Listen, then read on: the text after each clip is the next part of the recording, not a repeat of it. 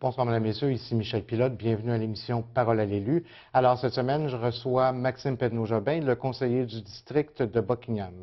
Monsieur Pedneau-Jobin, jeudi dernier, vous avez annoncé la tenue d'un grand forum pour tous les citoyens là, de l'Est de la ville de Gatineau. Donc, on parle des secteurs Buckingham, évidemment, Masson-Angers, mais aussi, on veut étendre ça un petit peu. Pouvez-vous nous parler d'abord comment l'idée d'un tel forum est arrivée? Bien, ça faisait longtemps que ça me trottait dans la tête, les gens, entre autres à cause du forum qui avait eu lieu à Buckingham en 96. On a appelé ça Forum 2000. Puis c'était vraiment là, on rassemble toute la communauté, puis on essaie de faire le point. Puis là, je me disais, bon, ça fait la fusion, ça fait à peu près 8 ans. Il y a beaucoup de choses qui ont changé.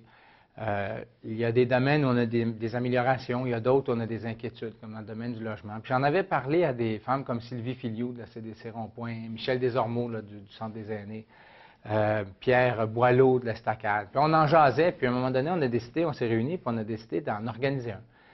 Ça fait que l'objectif, ça serait d'inviter tout le monde à l'Est.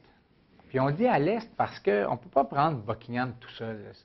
Ça ne marche plus, ça. Il y a des gens de Masson qui viennent chez nous. Nous, on va à Masson, Angers aussi. L'Est, c'est comme un tout. Parce qu'on la sent de moins en moins, hein, je pense, la division entre les différents secteurs. On arrive à Masson, puis on n'est pas trop sûr si on est encore à Buckingham ou... Oui, moi, je pense qu'on va avoir encore longtemps nos petites chicanes parce qu'on aime ça. Mais on sent de moins en moins la différence. L'Est, comme une espèce de pôle économique, culturel, social, un chef-lieu, comme on disait dans le temps, qui rejoint des gens de jusqu'à Facette, quasiment Notre-Dame-du-Lot. On ratisse large à cause de l'hôpital, de l'école secondaire, de nos commerces, de nos professionnels, certains points de service de ministère comme le ministère de l'Agriculture. Ça fait qu'il y a beaucoup de gens qui viennent chez nous. Il y a un chiffre qu'on ne connaît pas assez, puis moi que je répète quasiment toutes les semaines au conseil municipal, c'est que 64 des gens de Buckingham travaillent à Buckingham. Je n'ai pas pu le trouver juste pour Masson, Buckingham Masson-Angers, mais d'après moi, c'est pas si loin que ça, surtout Buckingham-Masson. Ça veut dire que c'est une ville-centre, en fait, là. C'est une sous-ville-centre, je ne sais pas comment on peut dire ça maintenant. Puis c'est important de faire le point, de dire, on s'est donné l'estacade, comment ça va maintenant dans le domaine culturel? Dans le domaine économique, moi, je demande aux gens, comment ça va sa rue principale? Il y en a qui me disent que ça va bien, il y en a qui disent que ça ne va pas nécessairement bien. C'est quoi le pouls de la communauté là-dessus? Puis qu'est-ce qu'on devrait faire? En fait, c'est surtout qu'est-ce qu'on devrait faire aussi. Parce que, comme disait Sylvie Filiou de la CDC Rond-Point, elle a dit, c'est beau de réfléchir, mais il faut qu'on sorte de là avec un plan d'action. C'est aussi un peu ça l'idée. C'est quoi les priorités des prochaines années? C'est-tu d'avoir un terrain de football synthétique en Résidence-Gamelin, comme certains le demandent? Est-ce que c'est de continuer à investir sur la rue principale? Est-ce que c'est le logement pour les personnes âgées? Je pense que ça, c'est un logement important. C'est un enjeu important. Ouais. Puis si c'est ça, bien, qu'est-ce qu'on fait? On ne peut pas passer à côté du transport non plus, parce que quand on parle de l'Est de la ville, on parle d'un à peu près inexistant comme système de transport là, pour se promener à l'intérieur du... C'est ça, parce qu'on a amélioré pas mal, je dirais, les services de la STO depuis septembre dernier, en fait depuis un an, pour se rendre au centre-ville. Mais intra-Buckingham-Masson, là, c'est assez dur pour quelqu'un qui n'a pas d'auto d'aller à l'hôpital, d'aller à l'épicerie. Je pense aux personnes âgées, je pense aux mères de famille monoparentales. Ça aussi, c'est un enjeu important. Puis, dans mes rêves, là, moi, je me dis qu'on va sortir de là, puis pas juste avec une liste d'épicerie pour la ville. Parce que c'est pas la ville qui peut tout faire. Il y a des choses qui sont des mains, des actions qui sont des mains des organismes communautaires, d'autres des gens d'affaires, d'autres des citoyens. Comment, ensemble, on peut se donner chacun des tâches puis faire avancer l'Est? Et pour arriver à brosser le portrait de la situation actuelle, je pense qu'il y a un document qui va être produit bientôt. Oui. Moi, j'ai engagé quelqu'un, c'est-à-dire que c'est presque complètement bénévole, qui est en train de m'écrire un document en collaboration avec la communauté sur différents enjeux. C'est quoi l'état de la situation selon les organisateurs du forum dans le domaine du logement, dans le domaine des sports et loisirs, dans le domaine du transport, dans le domaine de la vie communautaire, de la vie économique. On a fait 5, puis c'est 5 fois 2 pages. Ce n'est pas un document bien large, bien compliqué. Puis on va déposer ça dans les prochains jours pour que les gens soient capables de voir, bien, voici ce que nous, on pense. Avez-vous des commentaires à faire? Puis là, quand on va arriver au forum, ça va être notre base de discussion. voici le portrait qu'on a fait, voici les quelques commentaires qu'on a reçus. Maintenant, on ouvre les micros, puis on échange là-dessus.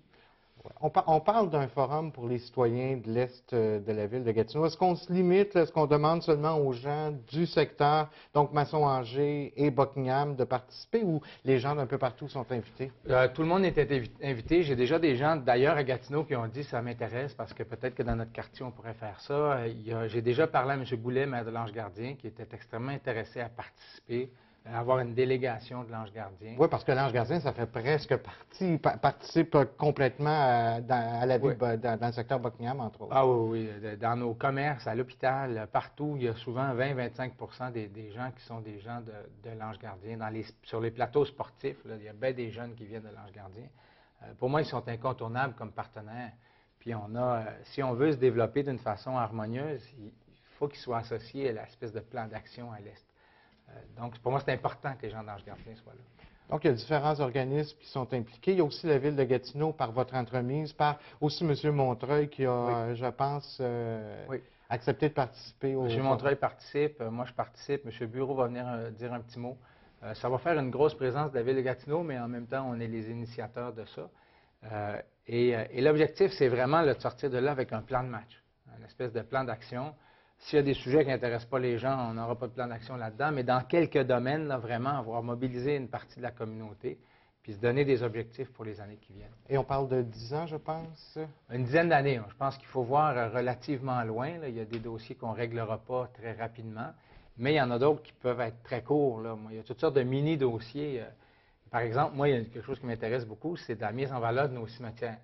Si jamais il y a quelqu'un qui lève la main et qui dit « Moi, j'ai le goût de travailler là-dessus parce qu'on a de l'histoire, là, c'est beau, on peut marcher, c'est vraiment quelque chose de riche. » Bien, s'il y a des gens qui se mobilisent, ça peut aussi être des petits dossiers comme ça qu'on règle à relativement court terme. Et les gens qui voudraient s'inscrire, est-ce que c'est facile de le faire? Et on parle d'abord quelle date, les frais et les modalités d'inscription? C'est samedi 30 octobre. Ça ne coûte rien. On est en train de faire des demandes de financement. C'est de 9h à 3h à peu près, de 9h le matin à 15h. Et c'est donc samedi 30 octobre. Pour l'inscription, il y a deux façons de faire. Par téléphone à la CDC Rond-Point, 281-2060, ou sur portaildebuckingham.com, il y a une icône où les gens peuvent inscrire leur nom et leur adresse de courrier électronique. Et on peut choisir le domaine qui nous intéresse? Oui, on a mis les 5 thèmes. Évidemment, ce n'est pas exclusif. Là, les gens peuvent s'inscrire sur un, mais ils vont voir ce qui se fait ailleurs. Donc, c'est ça, j'invite les gens à aller sur portaildebuckingham.com ou 281-2060. Et tant qu'à parler de consultation publique, vous rencontrez demain et mercredi les citoyens là, de votre quartier, enfin du district ici, pour simplement discuter de... Oui, moi je trouve que c'est important que les gens aient accès aux conseillers. Il y en a qui n'aiment pas trop m'appeler, qui ne sont pas familiers avec le courriel, ils veulent me voir. Ça fait que moi j'organise régulièrement dans l'année des rencontres de quartier, là. Une ou deux, là, cette année on va être rendu à 3. Cette semaine j'en fais une mercredi, c'est toujours à l'ancienne salle du conseil, au 515 rue Charles, l'ancien hôtel de ville, à 7 heures. Tout le monde est invité. J'en fais une en français mercredi et en anglais jeudi. Et le principe est toujours le même, là. Je fais un petit discours pas trop long de 15 minutes, où là je fais un petit bilan de ce que j'ai fait dans les derniers mois, des grands enjeux, tout ça. À 15 minutes, c'est assez court. Et après ça, on ouvre pour la période de questions. Fait que les gens, la dernière fois, il y a eu 1h30 de questions sur toutes sortes de sujets. Puis moi, je trouve que c'est ça qui donne de la valeur à l'Assemblée. C'est vraiment que les gens peuvent venir puis poser les questions qu'ils veulent. Puis quand je n'ai pas de réponse, ben, je fais des suivis. On fait des suivis. Ben, c'est peut-être la meilleure façon de fonctionner. Ce soir, conseil municipal, donc tout de suite après l'émission, et l'émission qui va d'ailleurs être présentée sur nos ondes, le conseil en direct. On va parler ce soir le centre Mado-Jeunes qui va devenir un grand partenaire de la ville de Gatineau. Pouvez-vous nous expliquer un petit peu ce qui va se passer là-dedans? C'est que on donne des subventions aux organismes communautaires pour toutes sortes de raisons, d'appui, d'aide ponctuelle, des projets, des choses comme ça. Mais on a aussi un statut particulier qui est le statut grand partenaire. Puis ça permet de donner des montants plus importants et d'une façon presque récurrente. C'est-à-dire qu'on s'entend sur 3 ans. Pour Mado-Jeunes, c'est 30 000 $ par année sur 3 ans, ce qui est un montant important, qui est associé à la location des locaux puis l'entretien des locaux, parce que partout à Gatineau, les anciennes villes appuyaient les maisons de jeunes, et à l'Est, on n'avait pas grand-chose. Pour ne pas dire rien, là. Ça fait longtemps qu'on attend cette entente-là. On s'en réjouit, là, mais disons qu'il y a des gens qui auraient aimé que ça se passe plus vite. Moi, je suis content qu'on soit rendu là. Ça consolide Mado Jeune, qui est un organisme extrêmement important pour l'Est. Encore une fois, on parle de l'Est parce qu'ils ont un point de service qu'ils sont en train de développer à Angers. Il y a à Beauchamp-Ville, il y a au Vieux-Marché. Partout, les maisons de jeunes s'installent, en particulier la nôtre, la criminalité baisse. Les jeunes ont accès à plus d'activités. Ça fait que pour moi, c'est vraiment une belle nouvelle qu'on soit capable de consolider Mado Jeune.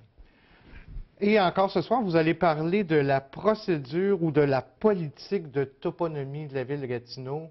On sait là, bon, que le cas de la rue Amherst fait beaucoup jaser. Il y a beaucoup de gens qui voudraient changer le nom de la rue. Et ce soir, on va parler de la politique de toponymie. Oui.